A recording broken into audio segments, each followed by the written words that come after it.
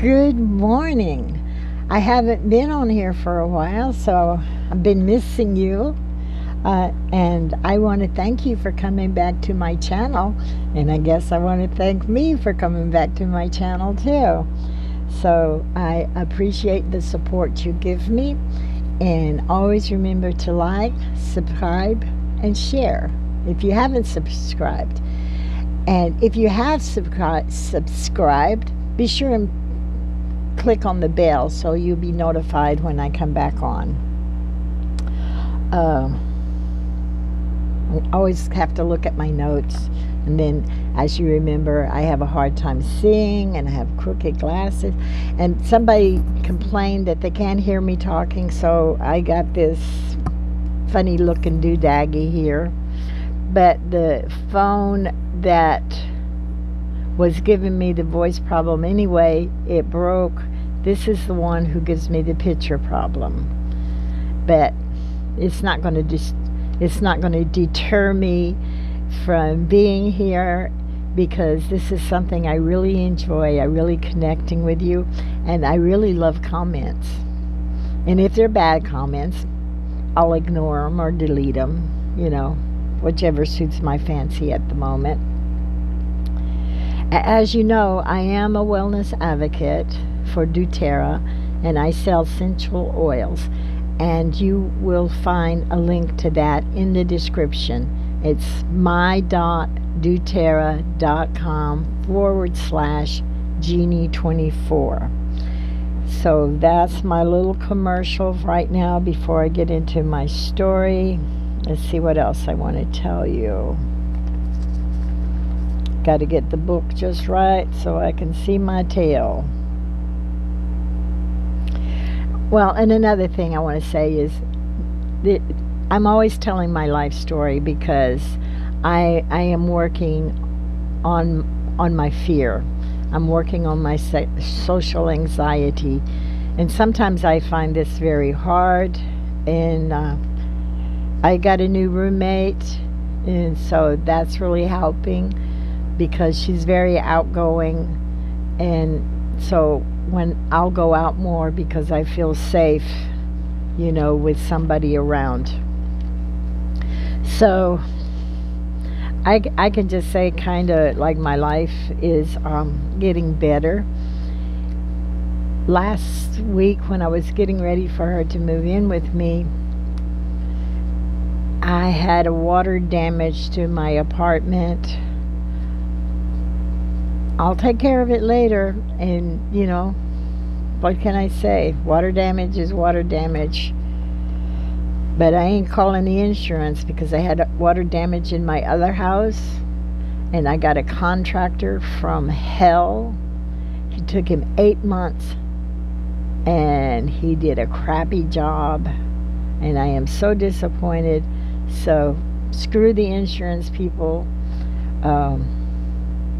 Eventually, I have a lot of bills this month, but next month and the month after, I'll start putting my money in the little kitty, and then I'll hire somebody who's not a snob but a real handyman, and then I can do what I want to do, because I won't have the insurance bullying me to who I can hire and who I cannot hire. This is my home, this is my life, and I'm going to do things my way. And I'm not doing the great recess where I have nothing and I'm happy. Me, I'm going to have everything and I'm going to be happy. So, or I hope I have everything. So that's enough of my little gossip here. And what I wanted to talk about today in my life was the memory of my Uncle Virgil.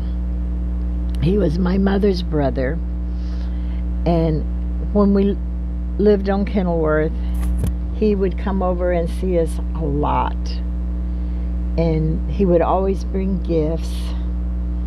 And he lived on Montopolis, so that's where I first met him, was when we lived on Montopolis. And he lived in a little trailer park, and he had a camper that he had with a built-on room. And he was right there by the Colorado River. So going to see him was always a little adventure. But they didn't let us go around the Colorado River. I think that's when they started telling me about whirlpools. You know, I don't know if Colorado River has whirlpools, but I'm sure they do, because I got a good education in whirlpools. But he never showed up at our house without a smile on his face. And he never showed up to our house without a banana. And there was always a banana in his car. And I'm going to tell you about that in a little bit, because I'm getting ahead of myself. I also believe, and that Tommy was his favorite niece. But, we came into his life late, and Tommy had always been there. So that Tommy had a special place in Virgil's heart. And excuse me. Okay, I write down notes so I can kind of stay on focus. Okay, Virgil had diabetes, and that was the first time I ever heard of diabetes in my life. Didn't pay. I got this fans blowing hair in my face. Sorry. This is the first time I ever heard about diabetes in my life. And that was the reason for the banana. So he must have always been going low. My problem is I'm always going high. And then I take the insulin, fast-acting insulin, and then I crash. So insulin is very, very dangerous. So,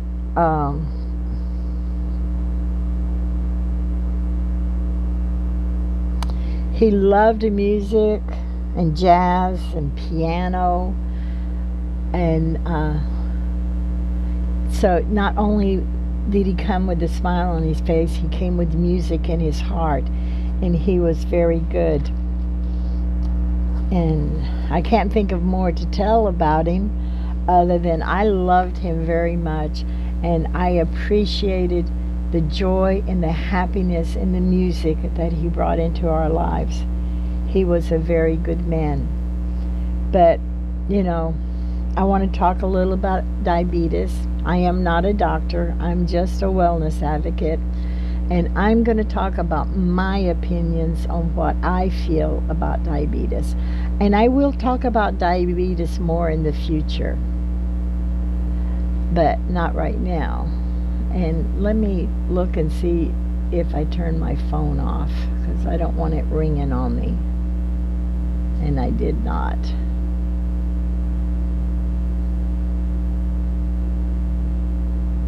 Okay, I'm back. Don't want the phone ringing and aggravating me. So anyway, my mother had diabetes too. And I have diabetes.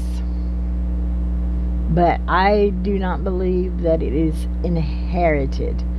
I don't believe that at all. Now, being that I was young, I don't know how my uncle got diabetes. I don't know if he had diabetes 1 or he had diabetes 2. But I am going to concentrate on type 2 diabetes. I am not qualified in my mind's eye to talk about diabetes 1 because it's something I have never experienced. But as far as being hereditary, I do not believe that it's hereditary. I believe it's hereditary when you eat like your grandmother ate who had diabetes. You eat like your mother ate when she had diabetes, and you keep eating bad foods and you keep overindulging. Because diabetes, I believe to be a lifestyle. And once you get it, it's really hard to kick in the butt. So if you're pre-diabetes, this is the time You need to start your new lifestyle. Now, I eat sugar, and I kind of get aggravated at people who say, you can't eat sugar. Yes, I can eat sugar. But I can't have 10 Hershey bars. I can't have cake and macaroni and all of this stuff. But if I want a piece of cake or something, or I want some ice cream, yes, I can have it. But I can only have it in moderation. And moderation is the key. So when you think about your carbohydrates, because the carbohydrates is what the insulin turns into glucose, and the glucose is fed to the cells. Well, when you get diabetes, insulin resistance, okay, your cells no longer accept the insulin. So when you take an insulin shot, it just slams that insulin into your cells. But if you start changing your diet slowly, because Rome wasn't built in a day. Everything is step by step. I'm kind of rambling here because I have a lot to say about this, about it being, it's a lifestyle change. Now, I have a hard time with my insulin resistance, and they say once you take insulin, you can never quit. They say once you take metformin, you can never quit. That is not true. That is what the pharmaceuticals taught the doctors. When you go to the doctor says you have to eat 5 times a day. Okay? Every time you eat, you spark the insulin in your body, and it gets to work, and it starts making more glucose thing. And the extra glucose you get is taken to the liver, and it's put in storage. And I think it all goes on my behind. So insulin is a hormone that our body makes. And in insulin resistance, we cannot utilize the insulin that the liver makes. And our pancreas, I'm going to go into that in deeper detail in a little bit, because I have to do my research on that, and I have to have it right. But when I got diabetes in my mid-40s, that's about when diabetes comes into effect. They put me on metformin. They told me I had to take metformin for life.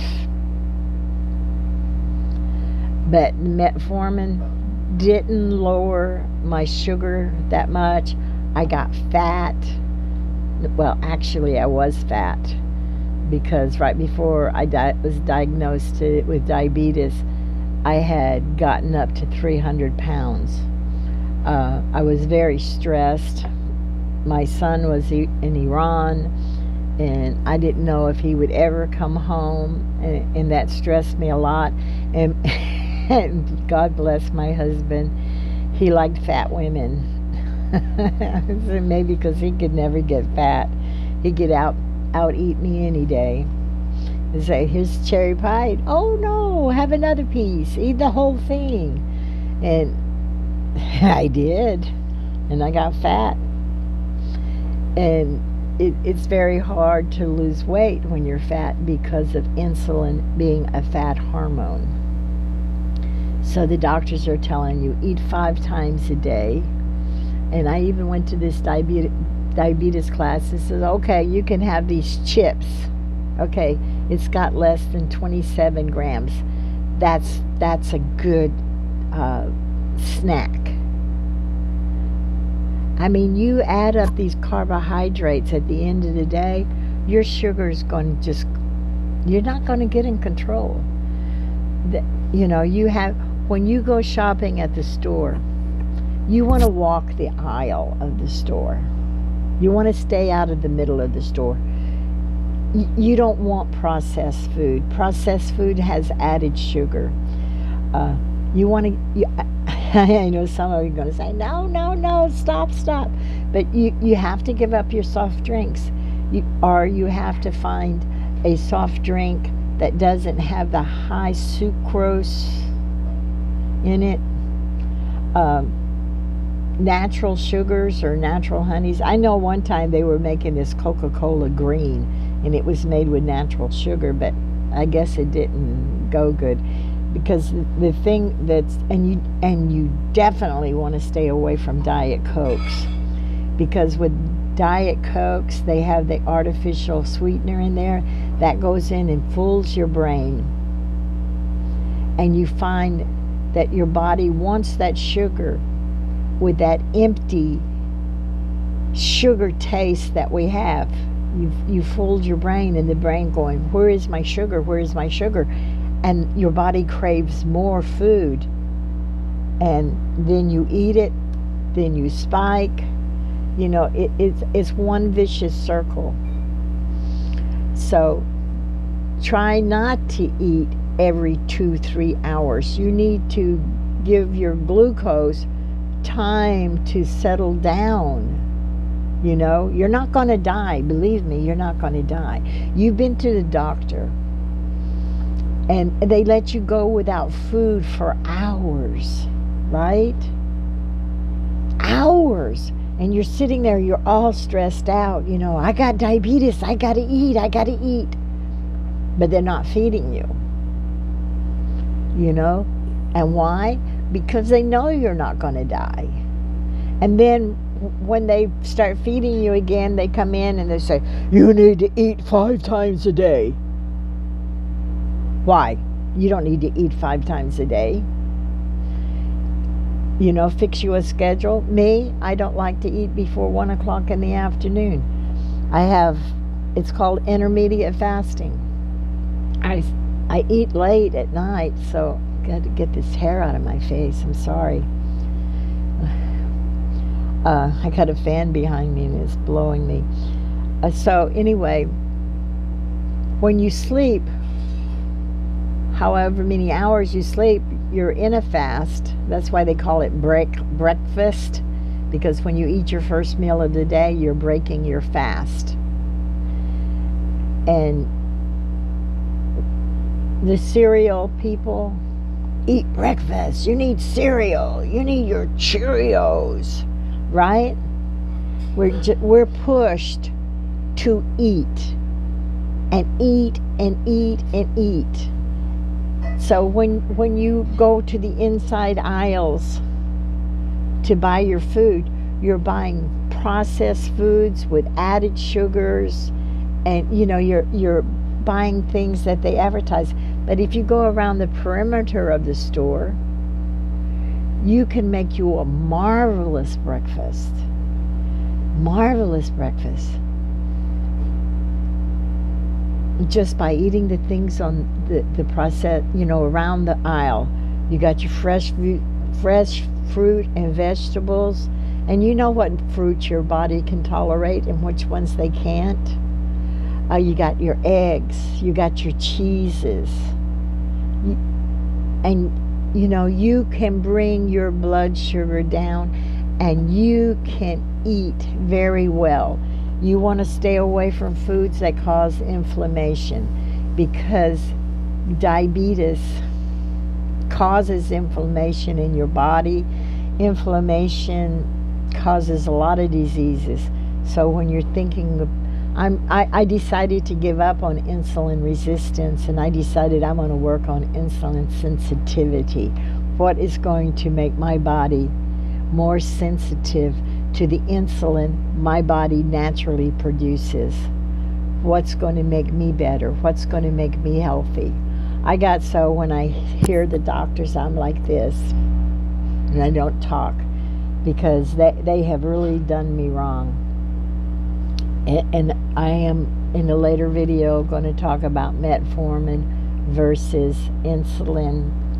And then I'm going to talk about something that I found. So be sure to check in with me as we go. Let me see what else I need to say about that. Diabetes is reversible if you change your lifestyle, you change the way that you eat. Eating around the perimeter of the store, never in the middle. And you exercise. Exercise is good for so many things. You know, when the body just doesn't move it anyway. Turn on a nice song and get to grooving. And you'll have a healthy life. And that's what I'm working on. I'm turning 73 in September. And I plan on having another lifetime of 20 years. And like I said, I got a new roommate, and she's about the same age as I am, and we're getting to the point in our life that we do not need to be living alone, and so we're creating a support system between the both of us. And she eats chips and she drinks soda, and I gotta stay away from her. She's tempting me. But every once in a while I'll break down, and I'll get me a bag of chips and some cheese dip and go crazy. So you know, I'm not saying don't ever not eat something that you desire, because when you're craving something, you really need it. So just remember, I'm a wellness advocate, and you can get my oils at the bottom. Also, I am putting into my description this time what you should take as far as essential oils. It's not the only thing you can take, but this one is to reduce high blood sugar, and the oils you would use it on your feet at night, and the oils you would use on your feet in the morning. There are so many oils, and some of them do the same thing, and some do things better than others. So you'll find that in the description, and you'll also find how to get to doTERRA if you want to order it. Now, some of you love this and some of you don't, but I have a song, if I can find it, that always, every time I hear this song, I think of my Uncle Virgil. And so remember, if you don't like people singing off tune, just take that little button, move it forward, like and share, and the rest of you enjoy my my song. Okay. 1 hour let me start over again. 1 hour I'll be meeting you. I know you're going to make me blue. My heart is trembling through and through, 'cause I know very well, I can tell this will be my last date with you. Just can't believe that this is the end. I know I'll never love again. You'll ask me to be just a friend. This can be, I can see, this will be my last date with you. I know we had a quarrel. All sweethearts do. I gave my heart to you to prove my love, that I will always love you and be true. I know you have met somebody new.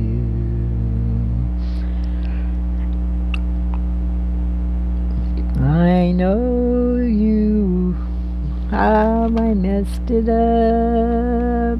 But anyway, I didn't sing it good. Maybe I should sing it again, but I'm not. So I will never. I think if this song was so close to his heart, he had a sweetheart. And this is a song. It says, "I love you, and I'll love you forever."